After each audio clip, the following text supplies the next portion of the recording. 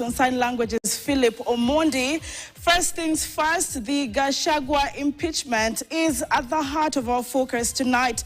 All eyes are with the parliament, but on what grounds is the deputy president looking at his impeachment? The motion has been unveiled to us. Now, Rigathi Gachagua could be impeached on the grounds, number one, propagating division and incitement.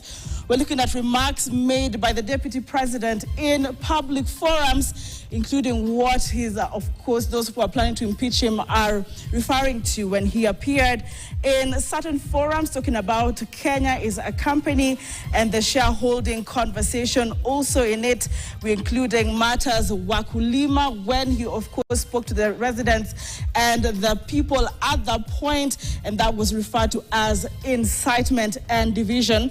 He's also been accused of making highly inflammable, reckless and insightful public pronouncements, talking about do not betray a particular region. We deserve some sort of favors, or what he terms, according to him, what they deserve as a region that voted in President William Ruto. Undermining the promotion of national unity comes in as well in his remarks, including Kenya is a company, and he's talking about shareholding. But what else? Ground two on what has been put in the motion that could get the deputy president out of office is contradicting the presidency. If you followed closely, in many instances, the deputy president has been accused of making public statements contradicting the president on critical matters. If you followed closely during the Gen Z protest a few weeks ago, months now, the deputy president also spoke right after the president in Mombasa, giving details of what he felt was a disturbance or a plan to, of course, place him in a bad picture in as far as the Gen Z protests were concerned, and that is, of course, pointing fingers to the NIS. Violating that doctrine of collective responsibility is also something that now has been brought in the motion as a ground for impeachment.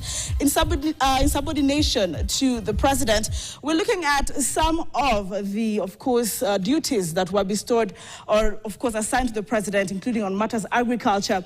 The motion we're looking at right now is alleging that, of course, Deputy President Rigathi Gachagua has failed to deliver in as far as his mandate is concerned in matters coffee, etc. And undermining national unity again takes us back to his utterances, and most of those allies of the president are using this ground to, of course, explain that the deputy president has been speaking in a divisive way in as far as making certain regions pretty much more important than the rest of the regions in the country.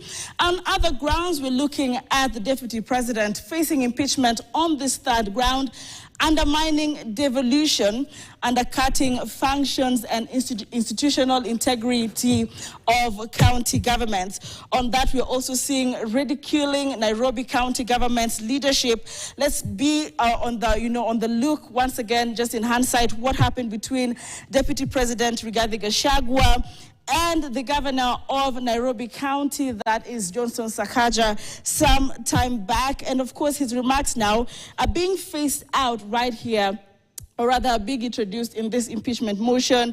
We're looking at the deputy president explaining, however, in a televised interview, that what he was doing as he was speaking to the people of certain markets right in Nairobi County. We're also looking on this particular grounds, the cleaning of the respective Nairobi, river, and the looking at moving certain residents of the area away from the riparian land. This particular tension between the county government and the remarks of the deputy president at that time are now being seen in this motion as ridiculing Nairobi County government leadership, among other things, in the bigger umbrella, undermining devolution.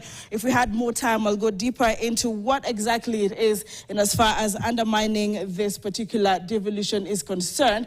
But on other grounds as well, we are seeing the starring ethnic hatred using threatening, abusive comments or words.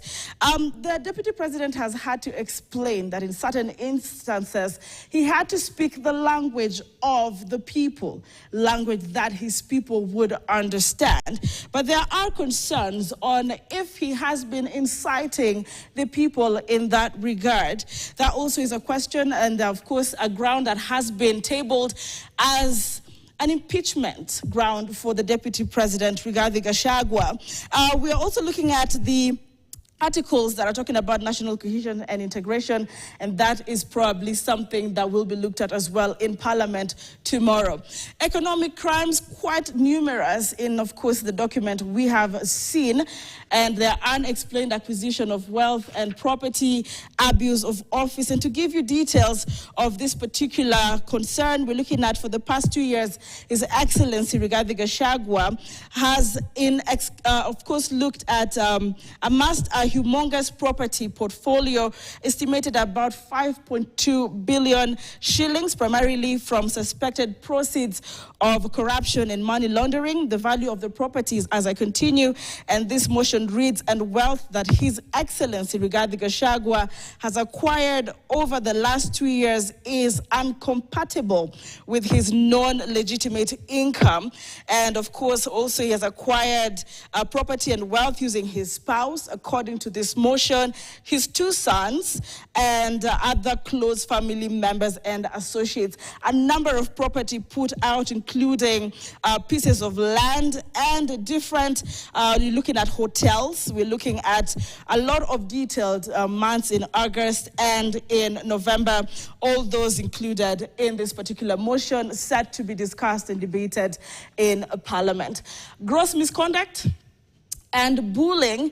The Deputy President is, of course, now facing the impeachment motion on grounds that he's intimidating public officers and a contractor. To be more specific, this is a particular situation where the Deputy President intimidated public officers and used his power to solely acquire certain things, of course, in his own personal interest, using his power then to do that. And of course, we're looking at undermining, devolution still coming in there. But to give you just a quick recap of that particular motion, it reads that the Deputy President then stands to be impeached on a number of things, including working against the Constitution. We're looking at articles that have been made publicly, 10, Article 27, Article 147, Article 131 of the Constitution. They're quite numerous, but what we're looking at, even as the Deputy President said, he was the one being intimidated by junior officers. He said he was called a number of, things that would not really sit well with him. But the question is, will this impeachment motion then sail through in Parliament tomorrow? Will the President speak in as far as this impeachment motion is concerned? So far, President William Ruto has remained quiet on this matter. What is expected tomorrow remains a wait-and-see situation. Remember, KTN News has that particular motion. We'll give you more details through this bulletin. Now,